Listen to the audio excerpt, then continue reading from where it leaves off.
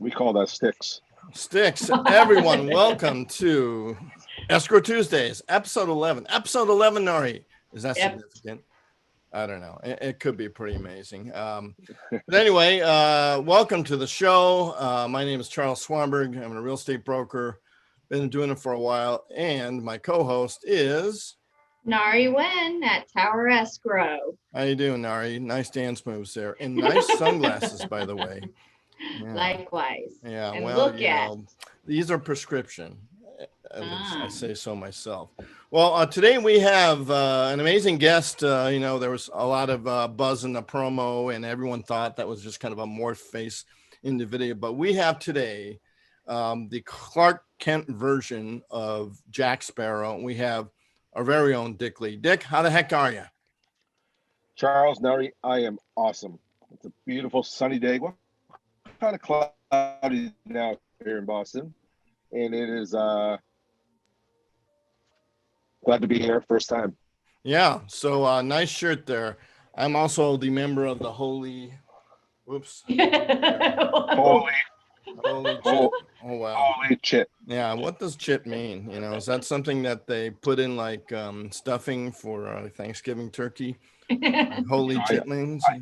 It's chitlings. You know, I was about to say chiclets, but yeah, I think kids over the border sell chiclets. Nice. Well, anyway, glad you're here, and hope all is well with it, Mr. Dick Lee. So tell us a little bit about yourself. You know, we're kind of unraveling layers of the onion here. The more we kind of, you know, get to know Dick Lee, the more it just seems to get a bit more interesting. So it is interesting. You know, the real Dick Lee. Hey, self-promotional, unselfish plug here. Follow me at the real Dick Lee on the gram. There you go. IG. On Twitter, LinkedIn, everything. Nice. The real Dick Lee. Yeah. Who is Dick Lee? Dick Lee. I'm just an ordinary guy. You know, I love to have fun. I love to give back, and just a fun-loving guy. I think is really what it comes down to. You know, I like to think that people do like me, but then there's some haters too. You know why I say that, Charles? No, Mary? that can't be. Oh, yeah, you know, that can't be. For 2 days straight, I had somebody try to impersonate me on Instagram. Well, 2 days straight. Yeah, I couldn't believe it. Yeah. So somebody tried to be the real Dick Lee 3 and the real Dick Lee 91, and you know, I was like, wow, who wants to be me? Hey, exactly. That's a compliment. Yeah, it's the highest form of flattery, Mr. Dick Lee. You know, even though you are the real Dick Lee.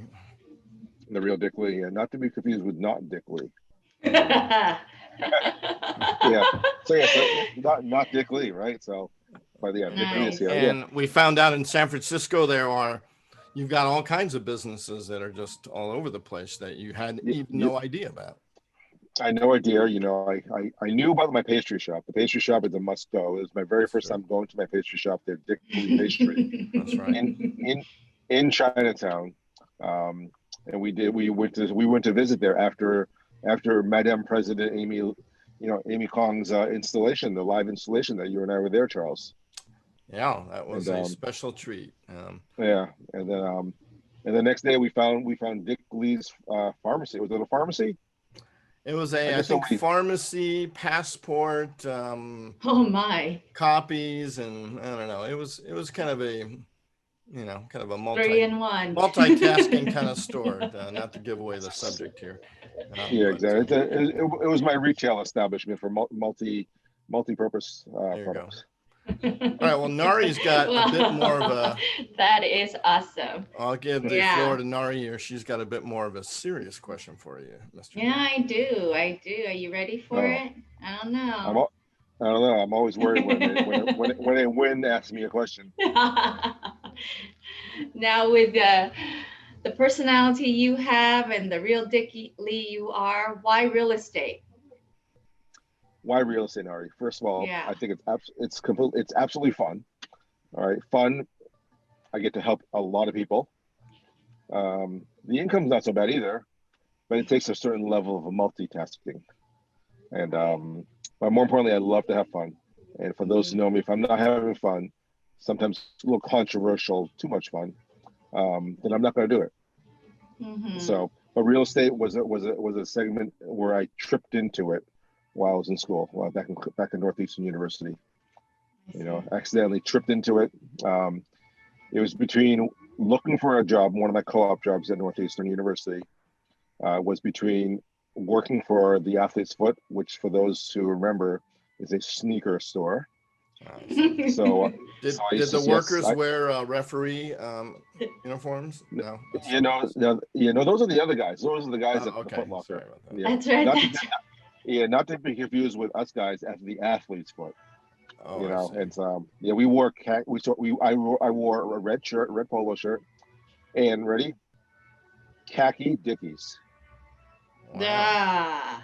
Yeah, they said Dickies on there. Those were the days. I guess not Ben Davis's, huh? Okay. No. Yeah, so it was so my co-op advisor said, "Hey, do you really want to sell sneakers for the rest of your life?" And I said, "No." So I took the mortgage loan processing job at Bank of Boston. And so it began from that point on. Wow. Yeah. All right. So you're doing some real estate, having a good time. Obviously, you got into lending at some point, but how did you find Aria, or did Aria find you? What was that process? So the process, we have to ask that Aria question, huh, Charles? Always. Okay. Well, you ask and you shall receive. So Aria kind of found me. It was way back when Boston launched. I think it's now 9 years ago. Okay. A certain gentleman named Tom Trong and a woman named Jessica Yee, who founded the chapter here, came across other AAPI real estate professionals, and I politely declined to be on the board the first year. I was happy to be a member. Very happy to be a member. So this is right when we had our first gala, and Jim Park was the national president at the time. I had sponsored the gala, one of the sponsors for my mortgage company. Wow. Sponsored the gala, and I did not show up to the gala. You were too important, Dick Lee. I mean, I call it more self-preservation. So it was in late January or early February, I don't remember. Right. Pouring rain, which became an ice storm and a snowstorm. Wow. I went to a closing around 4:00 in the afternoon, and here in Boston it gets dark around that time at 4 in the afternoon, and the closing was down in Framingham, which is west of Boston. Okay. So I drove to the closing. It was raining. Left the closing. It was snowing, and on the way back east into Boston, I was going to go to the gala, dressed up and everything, ready to go. In your holy shirt. I didn't wear the same shirt, but it was a t-shirt with a tuxedo tie on it. Oh, nice. Yeah. So it was a hard, long decision that as I was driving by, my house is in between Framingham and Boston. Okay. And I had to go to the bathroom really badly. I had to go pee. Can I say that? Can I say this on the show? Thank you for that. Okay. Yep, you're wrong. TMI. So instead of driving straight into Boston, I drove straight into my heated garage at home, and I went to the bathroom and then never left the house. I mean, is it true that realtors, when they have to go pee, they just look up on the MLS and try to find a vacant house they could just pop into? Oh, geez. Yeah. Jeez. Jeez, Charles. I've never tried that one before, but okay. I'm sure no one ever does that. Okay. No. I may pull my super key out and use that. All right. So you're a sponsor, which is a big step, right? I remember I actually sponsored a small event for Aria before I got involved. But then when did you? I mean, you're obviously now the national treasurer for this 2021 year, and you were the Boston president. So when did Tom or Jessica or whoever it was open that bottle of Aria Kool-Aid and went, start drinking, buddy? It was Tom. It was Tom. Tom.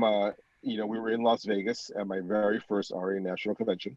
Okay. And we were at the Chase Edge party. Right. Standing next to the beautiful ice sculpture. I don't remember which club it was at. Yeah, they do some nice parties. They throw out the budget. Yep. So it's pretty high on those. Yeah, the beautiful party. Chase always does a great job with that. Yeah. I thank you, Chase, for being a gracious partner for Aria. Yeah. For those from Chase and watching. Yeah, so it was there that LB.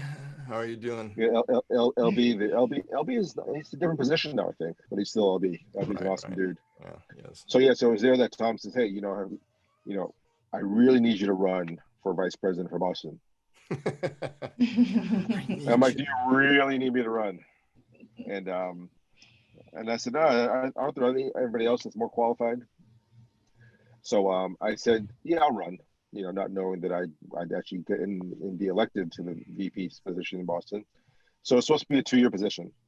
Right. So in Boston, a typical presidency is typically 2 years, right? Unless you're being called for higher activities like Tom did.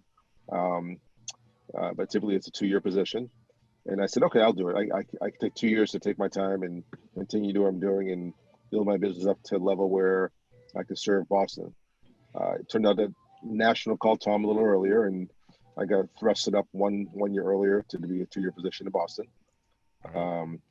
By the way, plug in Boston, we're 2-time chapter of the year. Wow, I didn't realize that. I knew there was cool. One year. Just got to brag about that for Boston right there, right? Right. Dick, that's one question that I've always get asked. Dealing with CDC is, how do I become chapter of the year? It's a very common question I get, and it's a unique award because you can't just do one thing good. Mm-hmm. You've got to really do many things well, and it takes a highly organized board to do that. A one person, super crazy superstar, overachieving chapter president even has a difficult time getting a chapter to that level, but you definitely need a well-organized board, to really do well. Membership, awards, and all that stuff. Yeah, you got to try to do as many things well as possible, not just one, but multiple things. And and sometimes you try to overachieve and push your board as hard as they can. Charles, you were an amazing chapter president yourself too, and you went. Well, I just we lost you, Dick, on audio, but I had now it's fun, but I had fun, and I kind of used we had a three-point decision-making tree. Was it in Tri-County? Was it fun? All right. Was it Tri-County? Did it have anything to do with Asian homeownership? And was it fun? Just made it simple. But yeah. You have to make it fun. Exactly. So what is the formula? You have to have an amazing board behind you. Yep. A board with vision, a board members and executive board members that want to get to the next level. Right. That wants to take that torch and run it to the next level. And that's really what it comes down to. I think, I compliment my board back there. The 2 years that I was there, I could not have done any of that without them. So, you definitely need a good cohesive board. It's can't do it with just two people that are overworking and everyone just standing by. It really absolutely. It's we did lots of things. We did everything. You have to learn not just 1, 2, 3, or 4 different tasks. You have to learn multiple tasks. Multitasking, guys. There you right? go. Multitasking. Really? Yeah, multitasking, and juggling your professional, personal, and in Aria life and other nonprofit lives. Right. To give back, it's all about time blocking, fitting in my book. Man, all these hints away. Well, before we go, we've got a special top 5 for you. I'll hand the stage over to Nari. Yes, the top 5 on multitasking. Yes. Well, before we go there, there's one thing we always ask. Of course. Let's see if Dick Lee can answer this question. I'm sure he can. But all right, here we go. Just ready? one. Okay. Are you ready? One. Yeah. I know you have a lot of experience through mortgage, the real estate side. Do you have one crazy escrow story for us? One crazy escrow story, yes. And I shared this with Wine About Real Estate with Tim and Helen. Oh yes. I just shared the same story, so it's the one story that always sticks with me forever. It was a close. It was a unique closing. that happened on a single family home. Okay, it was a purchase. The property sat on 2 counties, in 2 towns, right? Interesting. It was the town of Wellesley and the town of Natick, which is right next to each other, obviously. So the house, the people that owned the house had a choice to send their kids to either Natick schools or Wellesley schools, because they're in between. And Wellesley is the home of that super fancy one that the Rodhams went to, right? Is that it, Wellesley? Yeah, that Wellesley College there. Yeah, who's that? Who's that? Rodham? Yeah. We'll try to keep this PG here. Yeah, that person. Yeah. So the home sat on 2 counties, right? One was registered land, the other one's registered recorded land. Right. So it was a unique situation for the attorney. It got done, but at the end of the day, the controversy that came down to it was that the buyer thought that they have full privileges to the Wellesley school, right, versus the Natick school, when the reality is that because the property sat more in Natick than Wellesley, the kids had to go to the Natick school. Oh, wow. So they had to file, so that was not properly disclosed. So it became a slight nightmare, because Asian tiger parents are. Asian tiger parents want the best for their kids, and it's the crack in the whip. They have to go to Wellesley, not Natick, for certain reasons that we can't mention on the show. Hey, school districts and or how good they are have a huge impact, obviously, on the value of residential homes. So absolutely important. Southern California here, it's the same story, and it's probably the same, the rest of the country. So yeah. So if that was it was kind of a sad story, because it was disclosed that you can go to one school system versus the other, right? And it was the opposite that happened, but they still closed. And I compliment the attorneys working on this, not the real estate agents at all, because I didn't really have much to do with that at all. So. All right. Well, I'm sure you will come up and experience even more crazy things in the future here, with, of course, a big part of, your career with EXP and, of course, lending. But let's go straight to the top 5, because that's really kind of the key to our discussion here. And that is, how do you do, multiple things at once here? I mean, that I think is, I know some people that could do this and that, but to really kind of pull it off, so let's go through some of these secrets. Are you seeing this, Nari? Yes. Okay. Well, let's just start the show on this and see what. By the way, can I tell you how good you two look on the slide here? Thank you very much. Thank you. Yeah. Well, all right. So some beautiful people here. Yeah. Well, you do, Mr. Holy. All right. So we just went over that and there's talking the about good-looking guy. Beautiful people. Yeah, your eyes are open. I know. Look at that. That's what I always. I know, right? And I gotta put one ear pod in my charger here. Hold on. There you go. You got the. Okay. Yeah, I got that. Got my charger on side. All right. So, and congratulations on your 2021 Aria National Treasure, which you were the secretary before. It's a 2-year term. So thank you again for drinking even more of the Aria Kool-Aid. And here we go. And we'll get to, after this top 5, you can give us a little background on, your Jack Sparrow character, because a lot of people don't realize that's actually you. It's not like some morph video, right? I mean, it is you, the real you, which I suspect. It's the real Dick Lee. The real Dick Lee. I'm a failed actor, guys. All right. Well, number one. Not embarrassed to say that. You mentioned time blocking. I kind of think what that means, but what's that all about, multitasking? Yeah, time blocking for me, what that means, guys, is that if it's not in my calendar, it's not in the calendar. And certain things pop up every day. Well, we made a change on the schedule, and it fit in my calendar today, thank goodness. But I use a software called Calendly. So Calendly allows me to, to organize myself, to time block time for myself and for my family. And it enables anybody else to really get into my calendar to schedule their appointment with me. Doesn't matter who they are. If it's in my book, it's in my book. And And when I do that, when I time block within that software, everything's done in software for me. I give myself a 15-minute cushion because a call or meeting never goes on time. Sometimes it doesn't start on time, and it rarely ever ends on time. Yeah, that's true. So time blocking for me is a big thing. It's I time block everything, right down to finishing breakfast or walking the dog. It's wow, that's my time. The morning time is my time. Yeah. Well, I think maybe that's the key, right? You don't just time block appointments or tasks. You time block your entire activities so you could keep track, because it's not just, it's not like you do the 3 tasks per day. You do everything else, right? So I guess you got to schedule that. Interesting. Okay. You do everything. Yeah. If you when I'm coaching other real estate professionals, whether the mortgage or real estate side, I always ask them, what is your work week like?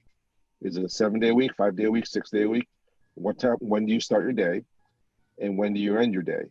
Yeah. If you could document everything that you did for one straight week, from the time you roll out of bed to the time you go to bed, now you can start eliminating time that's wasted, like going onto Facebook or Instagram in the middle of the day when you don't need to, unless it's business related. Aww. So really jam pack yourself with at least 35 to 40 hours, if not more, of work related activities to be more successle. Right. So so an example would be like, if I get up at 7:30 or I get up at 6:30 in the morning, the first thing I do is I go to the bathroom. I'm not sure what you guys do. I go to the bathroom. Thank you very much, Dick Lee. And then, okay. Go to the bathroom. The real Dick Lee here. Your service, Charles. Yeah. Then you walk. then I run the dog. I get my workout in. Get on my feet. Check an email or two. Maybe return all the overnight texts that people on the West Coast send me in Hawaii. There you go. I get ignored till Then I wake them up because I return the text at 7 a.m. when it's 4 a.m. for you guys. All right. Well, number 2. What we got, Nari? Nari kind of froze. Switching gears. Yeah. So what's that all about? Switching gears. I don't think you're driving a manual transmission. Switching gears. There.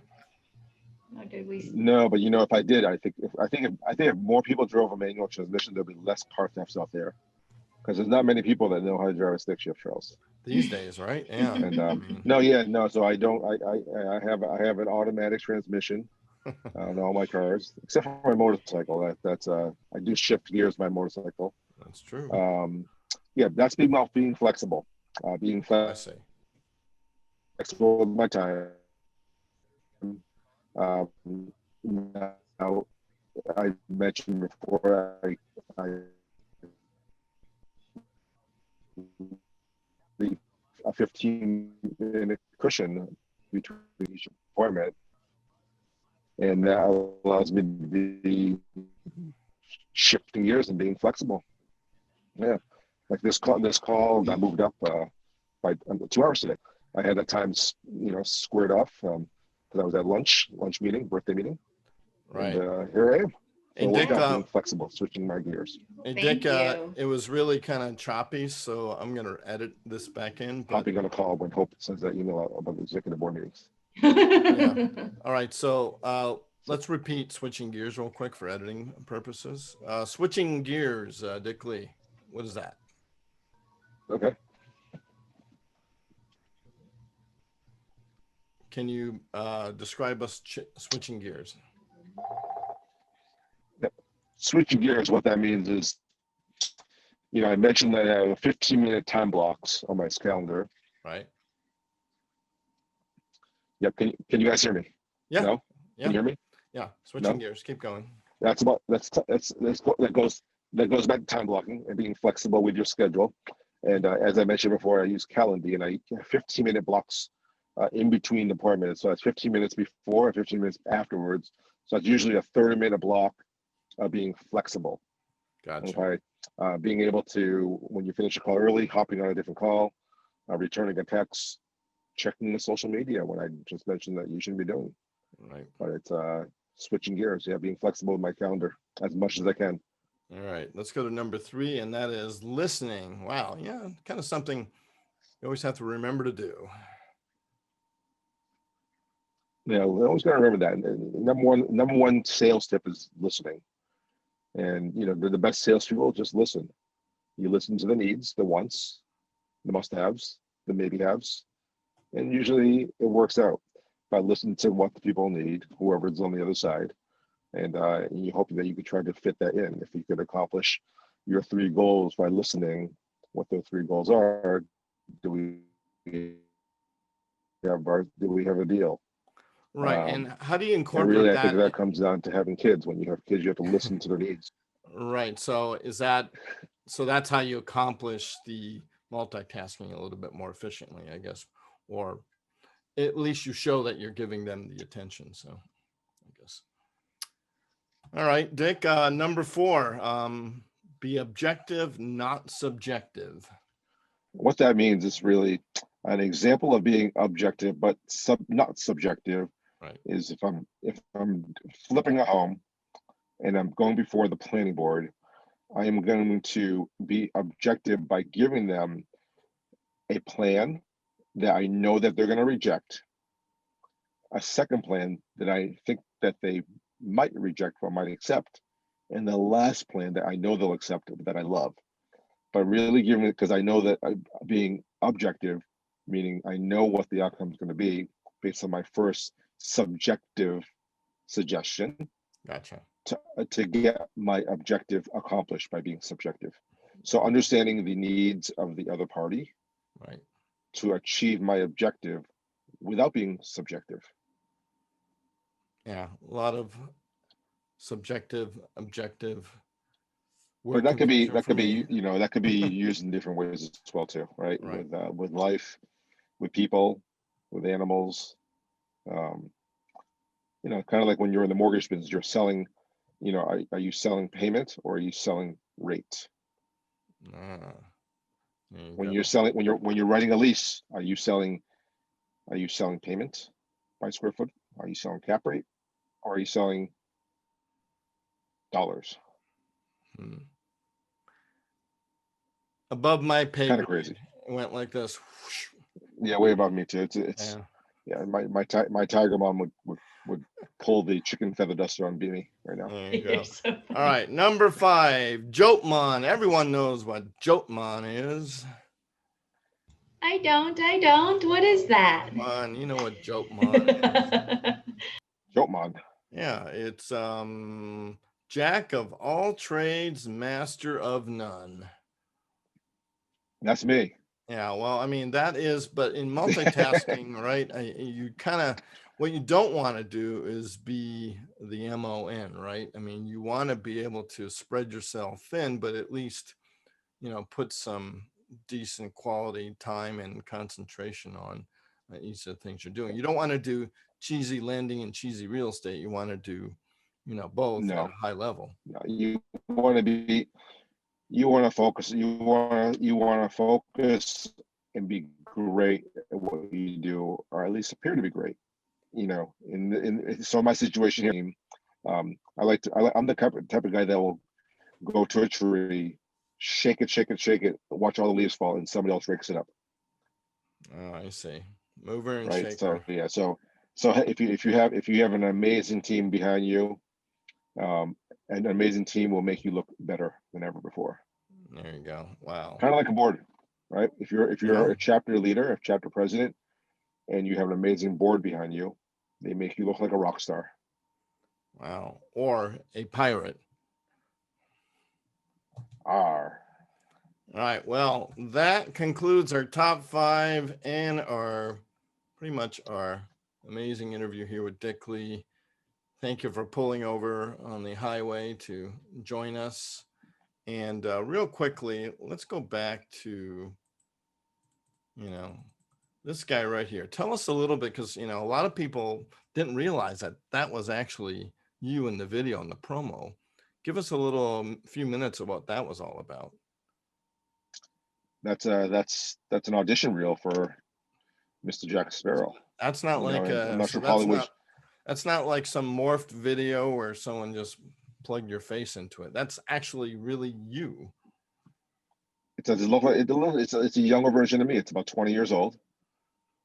about 20 years old. I didn't have the chubby cheeks like I do now, right? Well, but it's not like you went to Party City and a friend shot you on an iPhone, right? No, I don't have that technology, Charles. I'm still using it. I'm still using an iPhone 10, I think. But that's really so. Explain, because we didn't realize you were in show business. So I'm not in show business. I'm a wannabe actor. I enjoy being on the big screen. I love the attention. In case you haven't noticed, I've been the most famous movie that I've been in was with Ricky Gervais and Jennifer Gardner, a movie called The Invention of Lying. And that was it was a pretty interesting experience. But I've done lots of extra work, from being an Asian tourist to being the guy that gets that gets thrown around. Nice. Just your atypical extra type guy. I did a little bit with back in high school with some school plays, nothing fancy, but it's fun. It gets you to become a better professional in the sales arena. It's acting. Speaking, acting in front of someone. There's things that you want to try to do in your life, and I would still like to be in a movie one day. Maybe if they ever do Mulan 2 or 3 or 4, maybe I'll throw my head in and see what I can do there. Wow, there you go. Dick Lee as Mulan 3. That kind of rhymes right there. I like Mulan 3. Yeah, maybe 3. I'll make a trailer for you. We should do a movie with Aria. Yeah, the Aria movie featuring Dick Lee as Mulan 3. That's what we're gonna do. All right, well, Mr. Dick Lee, thank you for joining us, and Aria, I guess. Best thing I could do that there. And there we go. Here we go. I will stand up.